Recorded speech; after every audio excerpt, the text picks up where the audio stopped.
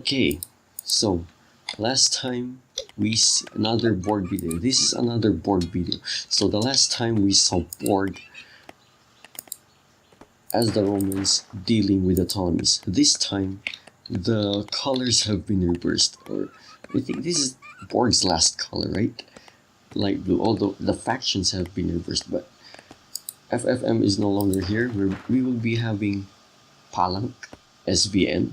I think he's a subversion tester. That's why he has an SVN name on it. He will be our Romans and board will be our Ptolemies. Okay, so maybe the strategies will be quite different now, or maybe board will not do the rushing thing because everybody loves to rush against Borg, and Borg is just happy to boom all the way he wants, right? So, well, we have already seen the kind of beginning, and I think we already know the drill, right? Food, farmstead, no, farmstead. This is kind of an unorthodox way of beginning. You do not actually want to begin with a house, although you will be getting your population. Your resources are not enough to handle them yet. So the most advisable beginning is having your, well, I am going to fault port. Although I don't want to fault a player who's much stronger than me, I have to. Not because I want to look like a hypocrite, but I have to. So we have here 3 builders here and two builders there. So this is the correct strategy when using the Ptolemies. Just like I said, it's better to split your builders rather than have 1, 2, 3, 4, 5, 6 builders building this at the same time. Although you will be building one house much faster, you will be actually building multiple buildings much faster. When you're building only one house, that's fine, but when you're trying to build a set, splitting them 3 builders max, much better. And I guess those women were just helping out this dude here. So 1 person per house, 2 sets of house, and the rest go to the resources. So, okay, excuse me. I want to talk loud, okay? Sorry if ever I am not talking that loud, because I just need to. Just because, you know the drill. Everybody's sleeping while I'm commentating. This is the only time of the day where I can know that there is no much noise outside. What's that, a raid? Okay, outside and another raid. Oh, scouting. Oh, yeah. Noise outside, nothing. But that's kind of another extreme that I have to adjust. I have to keep quiet. Although I really want to talk loud. Okay, let's see how much Borg has scouted now. So, this is kind of a strategy I developed. Fanning out instead of just rushing into your enemy and then finding something. Just have a better vision of the map. Okay? Because at least you can see where your next resources will be. Next food berries would be orange, animals brown, stone is the gray part, the yellowish is the metal, and let's see how red does his scouting. Kind of the same. Kind of makes sense, but I don't know why he skipped some part. I guess he knows how small the map is. And where did Borgs? I saw Hero hiding in the trees. Kind of good position to harass you. But how about you're just there to scout, while Borgs is kind of doesn't necessarily have the ability to kill a woman at this moment. And I think, yeah, he might actually kill this one, but it has no killing power. Only harassing power. It's there to frustrate you. It's not there to necessarily disrupt the economy, but it is kind of annoying. And also, kind of an advantage to Borg because he can see what his enemy is doing. He can see how well defended or not well defended his enemy is, and at the same time, he's pretty much free to roam around. Hey, I'm just moving on here. No. No, keep away. Well, this scout can't do anything. How can I tell? Because the lumber camp is somewhat protected against one. If you're wondering the purpose of the center tower, it's not going to be effective against rushes, but it's going to be effective against harassments like this. It's very nice. Oh, here we are. Someone chasing down the... Get out of here, man. What's that? Storehouse. So we have a little bit of a goose chase right here. And with that advantage, that means Red or Palang can actually leave his scout alone and do a little bit of scouting job for himself. Although majority of the map was already scouted, only the shroud, the fog of war is. What's this? A little bit of assistance. But this time, well, your cavalry almost died. Thanks to your sentry tower, that he's safe and sound. Ready to harass some other time, but for now he's being useless. Why? He's not serving his full purpose though. He didn't manage to scout everything yet. So there's still some purpose left for him. On Palang's scout, however, he needs a little bit of purpose. Hunting. Find the brown patches. You need your cavalry to do something if you're not going to make him do anything. See that? Instead of making just stand right there, make him useful. Any citizen soldier doing nothing is being unproductive. He's better off attacking somewhere else rather than staying guard. He can stay guard, of course. How about staying guard while gathering wood? Staying guard while gathering stone or metal? I don't know what Palak is. Oh, he's taking up. How about Talmies? Yeah, it's about to take up with 10 pikemen on the way, and if your stone, that strategy only works when you have some stone-centered units. When it comes to this thing, I think you're either rushing for that city phase and having a market down, and this thing seems to be more of a long-term plan, because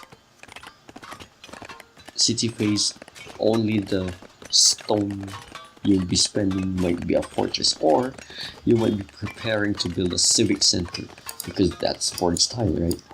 Wow, did you harass or something? No, I think he was hunting. This might not be as ideal as you think, but at least when you're having your scout hunt your food here, at least he has a little bit of a scouting ability as well, because when he's foraging his food right here, there's a little bit of vision, so you can actually see what if if your enemy is doing some nasty tricks right here from time to time. But at this moment, I think that gatherer just missed his timing. So what's Rome's strategy right now? A little bit of a stone-centered build, so he might be also preparing for either a tower or a civic center. That's the only explanation I get. Walls not pretty much ideal, especially in one-on-one.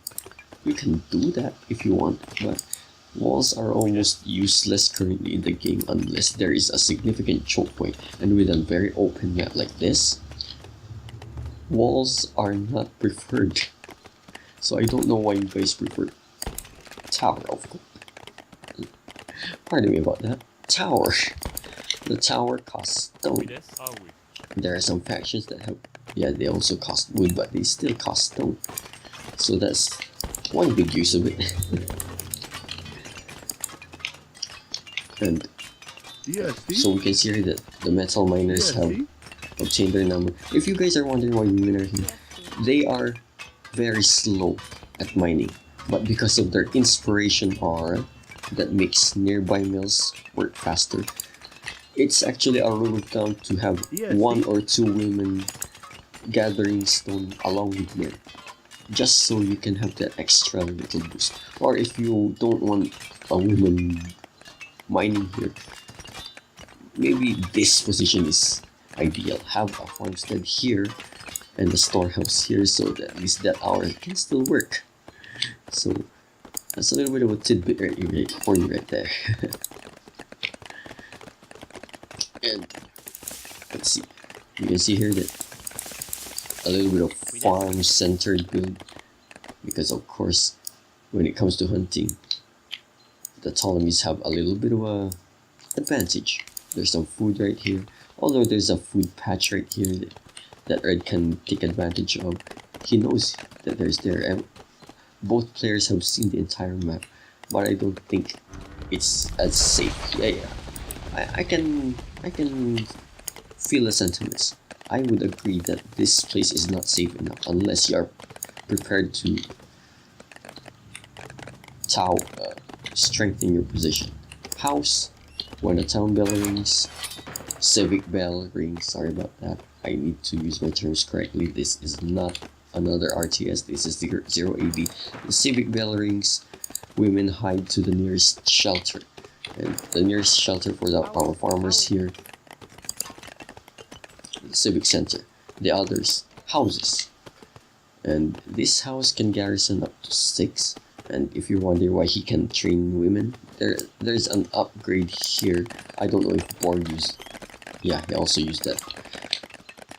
But just take note, however, it takes 30 seconds to train one woman from a house for that upgrade, and only 8 seconds from the civic center. It might not seem ideal, but when you have 10 houses training one woman each for 30 seconds, it will be much faster than training, even batch training. This is much faster. So that's the thesis behind it. But of course you have to spend your resource just to get that upgrade up. Okay, and you see here, he got that fortress up fast. Didn't expect it to be that fast. 11 minutes. Now a good player can take up to city phase well under 13 minutes, and Borg, I think he did it even in less than 10. Well, that's impressive. And still the horseman, I think he's on patrol. Yeah, I think he is on patrol. What do you mean? This one is a patrol command. You can right click your soldier here and then click this. I don't know if right click or left click should be used. I don't remember the mechanics, but that's called the scouting mechanic, a patrol mechanic. Just keep. Here we have. He saw a little bit of weak spot and kills one woman. Borg a little slow. Here. Hero units, especially the cavalry, can make good raiding parties on their own. Well, just look at how fast that capture. But and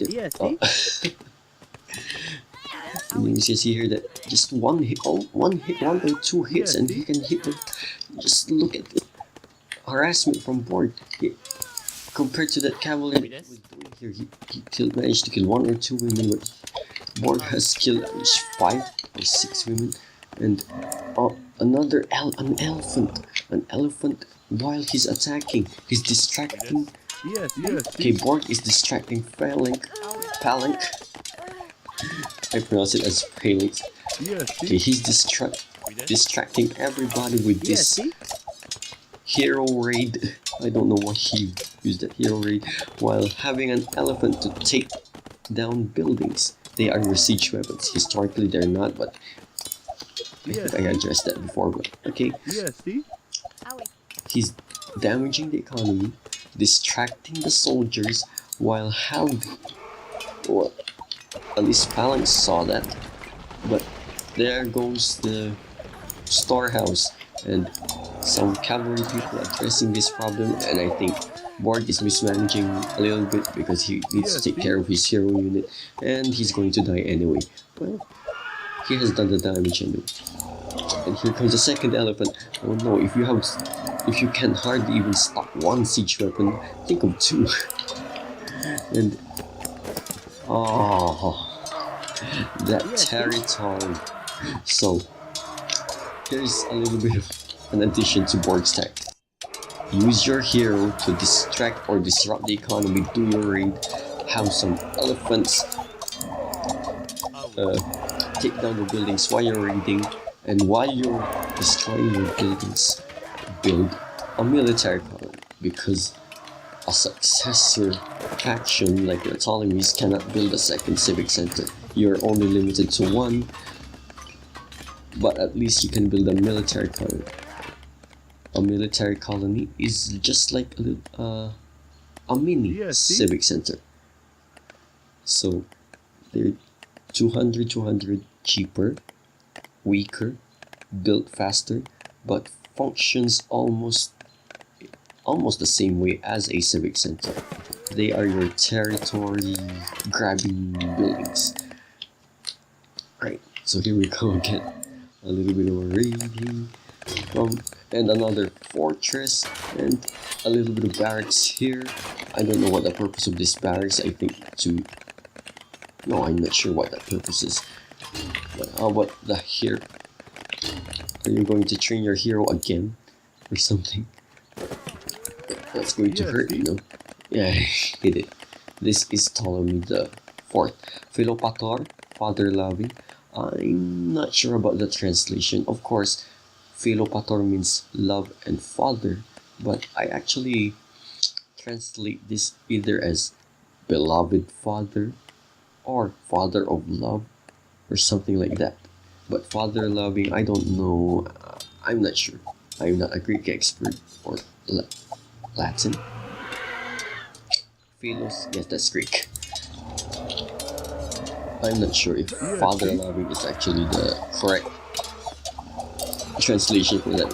You can discuss in the comments why this is the translation to prove me wrong, because of course me, I am an ignorant type of guy. So here we are. Elephants taken down, not doing their purpose very well. And oh man, is Red prepared to address this time? Get out, man. You're not welcome here. An interesting note. Before I hope Borg doesn't attack that I'll just be keeping a little bit. Dianaboltus has a video back then when he was learning to play 080, and when he doesn't even know this faction yet, he said, starting position, this is Egypt, and then he saw the pikemen, so that means this must be a Hellenized Egypt or a Greek influenced Egypt, so that means I am controlling the Ptolemies. And the historically ignorant man that I am went like, wow, he got it right. He used his historical knowledge to know what faction he was controlling, while I'm here. Well, it's like this. Borg Diana Voltus is learning the game using his historical knowledge, while me learning history through the game. It's like a little bit of a reverse, a mirror thing. I know the game, but I don't know history. He knows more history than me. I try to teach him the game, but he's more of a turn-based strategy type of guy.